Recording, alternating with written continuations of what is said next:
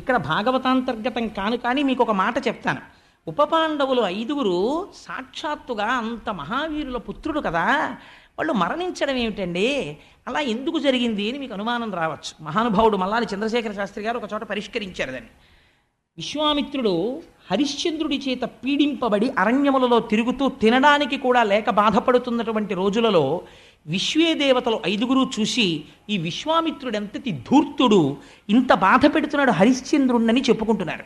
విశ్వామిత్రుడు విన్నాడు, మీరు 5గురు నన్ను ధూర్తుడని పిలిచారు కనుక మీరు భూమి యందు జన్మించండి శపించాడు. వాళ్ళ 5గురు విశ్వామిత్రుడి కాళ్ళ మీద పడి, ఉన్న పోస్టు పోగా మనుష్య జన్మ ఏమిట్రా బాబోయ్, మహానుభావా మమ్మల్ని రక్షించు, క్షమించు, మా తప్పైపోయిందన్నారు. తెలిసి తెలియకుండా ఎందుకు మాట్లాడతారు? హరిశ్చంద్రుడి గొప్పతనం చెప్పడానికి నేను ఈ పరీక్ష పెట్టాను. నన్ను ధూర్తుడు అంటారు, మీకేం తెలుసని ధూర్తుడు అన్నారు? కాబట్టి మీరు పుట్టవలసిందే, తప్పదు. కానీ ఒక వరం ఇస్తాను, మీకు వివాహం అవ్వకముందే, అసలు పిల్లలు కూడా పుట్టకముందే మీ జీవితాలు పూర్తయిపోయి మళ్ళీ మీ పదవుల్లోకి మీరు వచ్చేస్తారన్నారు.